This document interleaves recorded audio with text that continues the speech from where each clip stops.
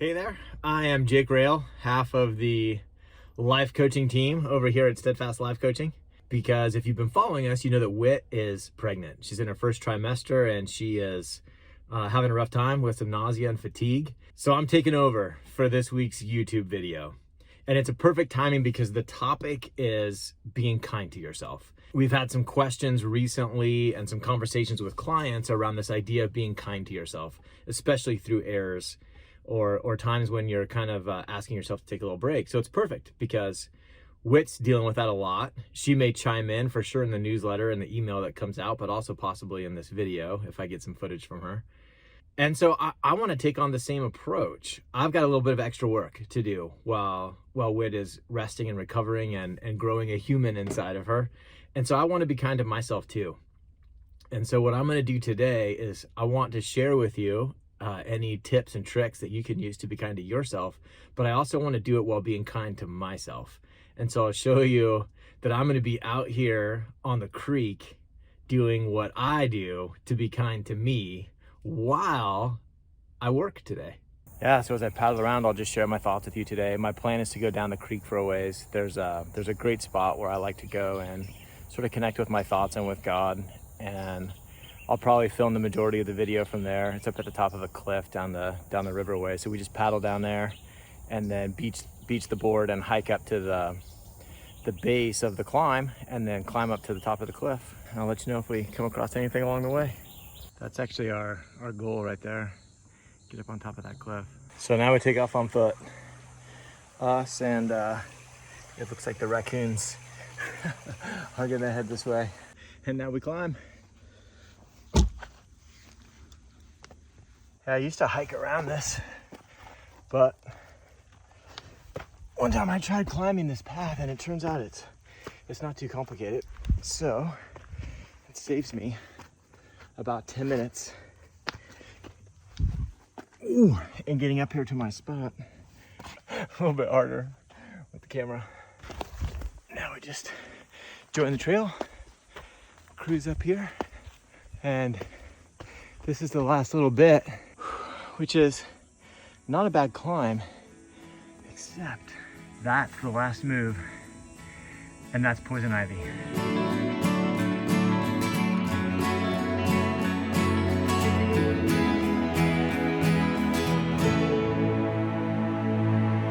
So the topic today is being kind to yourself, and this tends to go into a lot of different areas. Negative self-talk versus positive self-talk, letting yourself off the hook versus holding yourself accountable. If you say it's okay, aren't you just gonna stay on the couch? Don't I need to sort of come down on myself in a strong way? And I think a lot of people might think that this is sort of a balance that you're looking for. And I don't. I don't think there's really any point in being hard on yourself ever. I don't think it serves any purpose. This is where I come from on that. I've played for a lot of different sports coaches. And I have played for the coaches who are kind of like the main character in the movie Friday Night Lights, the coach in the movie Friday Night Lights. It's just so like on his players and all about winning and all about pressure and how important this game is and blah, blah, blah, blah, blah. Come on, work harder, grind more, sacrifice, push. And there's a lot of subbing. You know, you get pulled out for errors. Other players come in. If you want your job, you got to earn it. All of these sort of philosophies that sound okay on the surface, but they create a lot of pressure, a lot of anxiety. Not only myself, but my teammates dealt with a lot of anxiety on those teams, and interestingly enough, increased injury, actual physical injury as well, which I think comes from two areas. One, the pushing without the space for rest, but also the increased stress, I think tends to literally stress your physical body with what's going on in your mind. Those teams also didn't perform as well in terms of playoffs, tournaments, whatever. And it wasn't very fun to play on those teams. Now, I've also played for these coaches who somehow seem to recognize the gold inside me. They see the potential and they speak to it. They talk to me as if I am a player that I'm becoming. It's like, I don't see it yet, but they see it and they speak to this player. And I start to believe and I want to rise to it. And those are the coaches where I say things like, I would run through a wall for that guy, or, I would do anything for him. He can have my all. And so they're both kind of grabbing the same thing from their athletes. It's not that hustling is bad or that grinding is bad. It's just the fuel that you're using to do those things. And the reason I think that's important in this discussion is that the coach that I played better for, the coach that elevated me to next levels, the coach that our team had more success, the coach that I would still call right now, is the coach that was kind to me. The reason I think that's so important is that when you talk to yourself, you are your own coach. That's the idea. Your self-talk is you coaching you, and our goal at Steadfast is for you to be a world-class coach to yourself. And so to be a world-class coach, you want to be speaking to yourself kindly. Now, the big myth that goes along with that, which may be on your mind right now, I know it's been on my mind before, is if I'm kind to myself, won't I take my foot off the gas? Won't I achieve less? Won't I become complacent? What if I just am satisfied? I don't push to the next level. It just doesn't happen.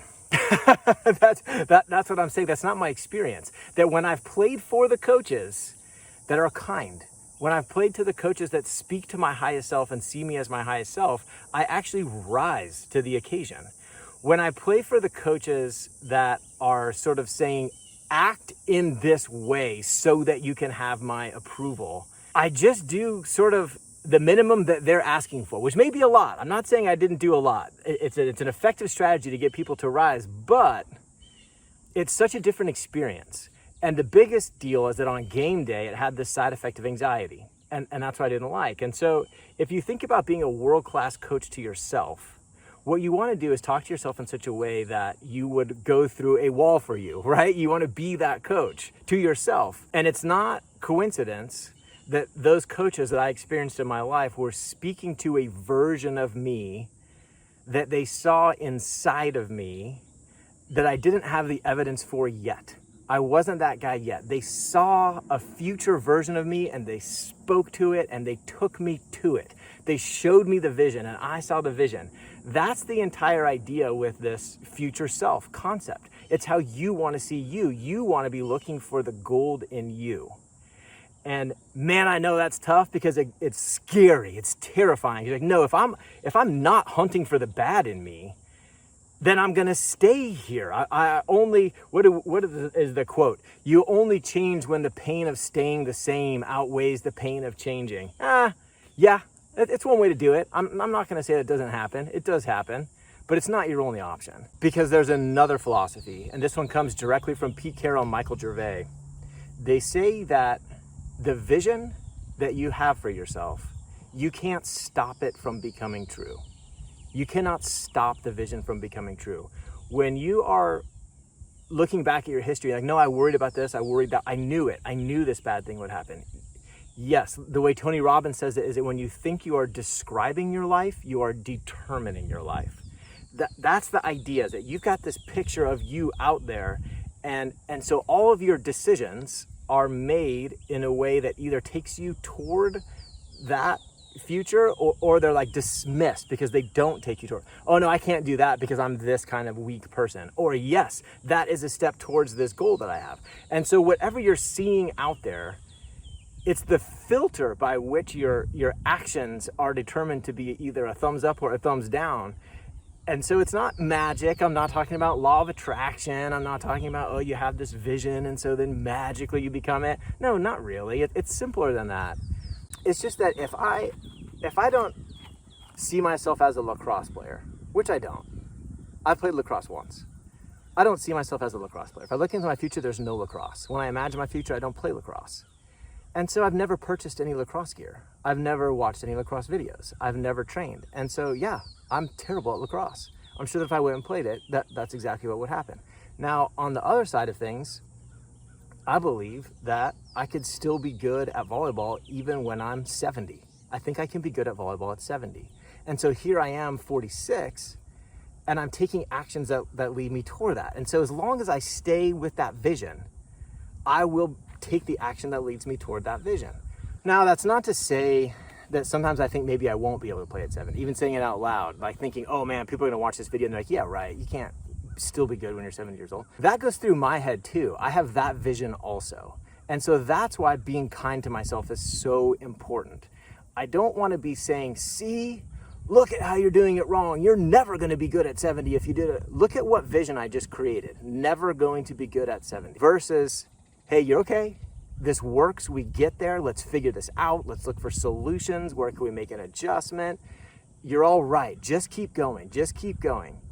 You can see where it's leading me. In my opinion, it changes everything. I mean, I still hear this argument all the time about hustling and grinding and holding yourself accountable and being hard. And I get it. I even understand why there's a bit of a satisfaction to it, because when I fail, sometimes if I point out that I failed, like, oh my gosh, look at how bad I am. Look at what a terrible thing I did. I was crazy to think I'd ever be able to do this. Now I'm sort of agreeing with all of the haters who only exist in my mind.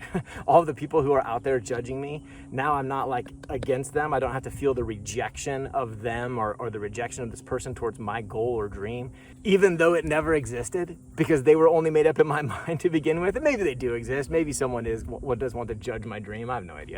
But I get this like ability to join their team by also being mad at myself, by also beating myself up. And so I get it. I get why it's there. But this is my challenge to you. Be a world-class coach to yourself. Be the type of coach that you would go through a wall for. And I believe the secret to doing it is speaking to your highest version of yourself. Perfect example, this video I'm making right now. I knew I had it on my calendar to shoot video today. I also knew that the conditions were such that this water behind me, I knew it was going to be this calm. I knew it was going to be perfect like this, and I really wanted to paddle it. Now, if I thought to myself, well, I've only been in business for 3 years. I'm not really good at business yet. I'm really a math teacher who's just trying to figure this out. Then I would think like, okay, well, let me look at how other people make their videos, and let me get in the studio, and let me put on the proper lighting. Let me not have sunglasses on, and let me film the video like everybody else does. But instead, I've got this idea that I am going to be the type of businessman that builds a business around my life rather than builds my life around my business.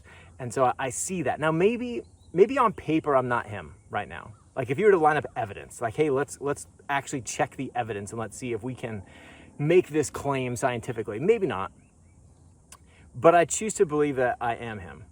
And I choose to believe that on one huge principle, I don't believe there's ever enough evidence. I don't think there is an amount of evidence that makes that happen.